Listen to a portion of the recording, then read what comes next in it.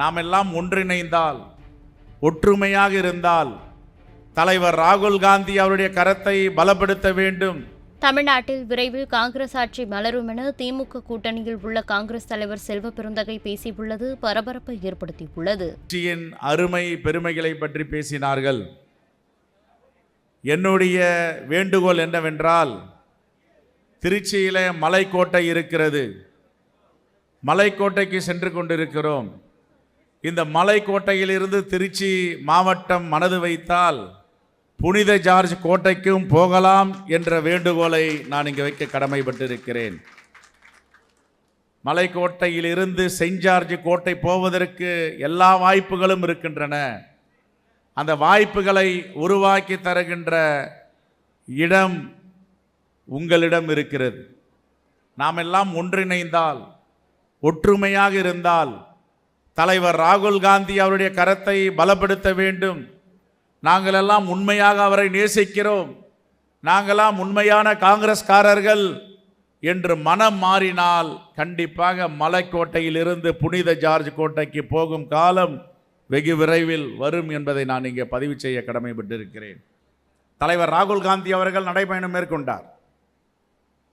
திருப்பெரும்புதூரில் அவருடைய தந்தை நினைவகத்தில் பிரார்த்தனை செய்துவிட்டு கன்னியாகுமரியிலிருந்து காஷ்மீர் நடந்தார். அவர் எங்கெங்கெல்லாம் நடந்தாரோ அந்த இடத்திலெல்லாம் மிகப்பெரிய வெற்றி வாய்ப்பை இந்தியா கூட்டணி பெற்றிருக்கிறது. மணிப்பூரிலிருந்து மகாராஷ்டிராவிற்கு பயணம் மேற்கொண்டார். அந்த பயணமும் வெற்றி பயணமாக மணிப்பூரில் 2 தொகுதியும் நம்முடைய இந்தியா கூட்டணி வெற்றி பெற்றிருக்கிறது. இப்பொழுது 12 இடைத்தேர்தல் நடந்தது. கடந்த வாரம் தேர்தல் முடிவுகள் வந்தன.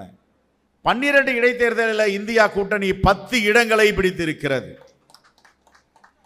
ஏற்கனவே உத்தரப்பிரதேசத்தில் அயோத்தி கோவில் எதற்காக அவசரமாக மோடி கட்டினாரோ, இந்து மக்களை அவருடைய வாக்குகளை பெற வேண்டும், ராமர் கோவிலை கட்டிய புனிதர் என்ற பட்டத்தை பெற வேண்டும் என்று அவசரமாக கட்டினார்.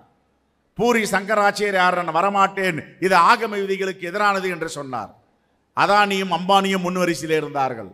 அந்த ஊர் மக்களை அழைக்கவில்லை, புறந்தள்ளப்பட்டார்கள் எல்லோரையும். ஆனால் ராமர் கடைசியில் யார் பக்கம் நின்றார்? மோடி பக்கம் நிற்கவில்லை, தலைவர் ராகுல் காந்தி பக்கம் நின்றார்.